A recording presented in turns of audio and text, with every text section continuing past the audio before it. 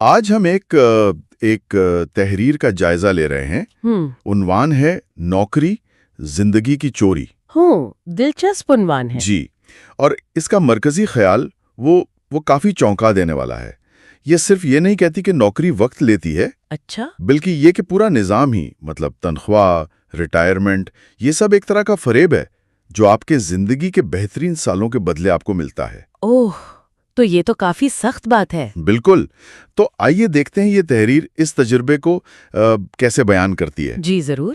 تحریر شروع ہی وہاں سے ہوتی ہے، وہ جو صبح 8:30 سے شام 4:30 والی روٹین ہے نا، ہاں وہ تو ہے۔ اس سے جڑا ایک قید کا احساس۔ یوں سمجھ لیں کہ باہر اصل زندگی چل رہی ہے، رونق ہے، اور آپ مطلب کام کرنے والا فرد اس سے بالکل کٹا ہوا ہے۔ صحیح۔ اور یہ صرف وقت کی پابندی ہی نہیں ہے، غالباً تحریر میں اختیار کی کمی کا بھی ذکر ہے۔ جی بالکل، وقت کے ساتھ ساتھ اختیار کی کمی۔ مثال کے طور پہ آپ بغیر پیش کی اجازت چھٹی نہیں لے سکتے۔ یہ تو عام بات ہے۔ ہاں، لیکن پھر یہ بھی کہ اگر آپ بیمار ہیں اور بیماری بالکل واضح بھی ہو، چہرے سے نظر آ رہی ہو، تب بھی کیا کہتے ہیں میڈیکل سرٹیفکیٹ مانگنا۔ اچھا، یعنی ثبوت لانا ضروری ہے۔ جی، یہ چھوٹی چھوٹی چیزیں مل کر نا وہ ذاتی آزادی پر ایک بڑی پابندی کا احساس دلاتی ہیں۔ سمجھ گیا۔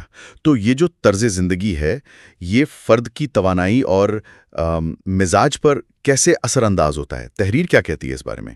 تحریر کے مطابق اس سے ظاہر ہے صبح کا سکون تو جاتا ہی ہے، وہ تو گیا، اور جوانی کی جو ایک توانائی ہوتی ہے وہ بھی مدھم پڑ جاتی ہے۔ پھر آپ ایسے دفتری جھگڑوں اور مسائل میں الجھ جاتے ہیں جن سے آپ کا کوئی لینا دینا نہیں ہوتا۔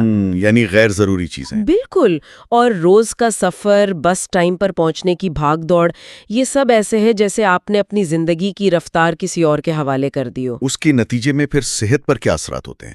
کیا صرف ذہنی دباؤ کا ذکر ہے؟ نہیں، صرف ذہنی نہیں، یہ جسمانی اور ذہنی دونوں پہلوؤں پر بات کرتی ہے۔ بے سکونی، اعصابی تناؤ۔ اچھا۔ اور پھر ہوتا یہ ہے کہ توانائی بحال رکھنے یا ٹینشن کم کرنے کے لیے دواؤں پر انحصار بڑھ جاتا ہے۔ جی، اور ساتھ ہی وہ مسلسل امید لگی رہنا کہ تنخواہ بڑھے گی، ترقی ملے گی، یا یونین کی خبروں پر نظر رکھنا کہ شاید کوئی کوئی حق واپس مل جائے۔ تو یہ ایک نہ ختم ہونے والے انتظار کی کیفیت ہے۔ بالکل، ایک لامحدود انتظار۔ اور یہ سلسلہ کب تک چلتا ہے؟ مطلب تحریر ریٹائرمنٹ کے بارے میں کیا کہتی ہے؟ اس کی تصویر کشی تو مجھے کافی تلخ محسوس ہوئی تھی۔ ہاں، وہ واقعی تلخ ہے۔ تحریر کہتی ہے کہ یہ قید 25 سال یا پھر ریٹائرمنٹ کی عمر تک چلتی ہے۔ 25 سال؟ جی، اور ریٹائرمنٹ کی تقریب کو بھی بڑے منفرد انداز میں دکھایا گیا ہے، جیسے ساتھیوں کا جو جشن ہے نا، وہ دراصل جانے والے کے بوڑھے ہونے اور یوں سمجھے موت کے قریب پہنچنے پر ایک طرح کی خوشی ہے۔ یہ تو بہت عجیب بات ہے نا؟ اور الوداعی کلمات یا آنکھوں میں نمی بھی وہ جانے والے کے لیے نہیں، بلکہ شاید اپنے حال پر افسوس کا نتیجہ ہے۔ اور وہ لمحہ جو بیان کیا گیا ہے جب ریٹائر ہونے والے کو ایک سرٹیفکیٹ یا تحفہ ملتا ہے زندگی کے بدلے میں، جی وہ بہت کلیدی لمحہ ہے۔ ہاں، اور جب وہ شخص گھر پہنچتا ہے، اپنے بڑے ہو چکے بچوں کو دیکھتا ہے، بیوی کو دیکھتا ہے جو اب بوڑھی ہو رہی ہے، اور خود سے پوچھتا ہے یہ سب کب ہو گیا؟ یہ اس تحریر کا کلائمیکس ہے۔ یہ وہ شدید احساس ہے کہ زندگی تو ہاتھ سے نکل گئی، ایک وجودی بحران جسے کہتے ہیں۔ تو اتنی مایوس کن تصویر کشی کے بعد یہ تحریر آخر میں کیا نتیجہ نکالتی ہے؟ کوئی راہ بھی دکھاتی ہے؟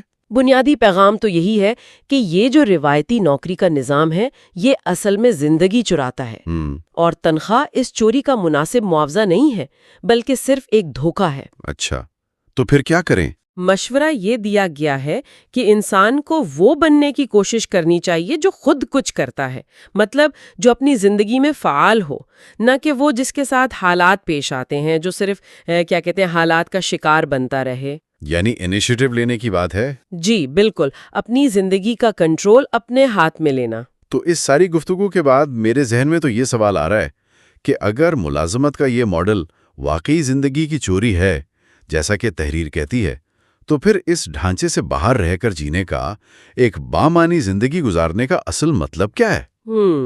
اور کوئی اپنی زندگی اور اپنے وقت پر حقیقی اختیار وہ کیسے حاصل کر سکتا ہے؟ یہ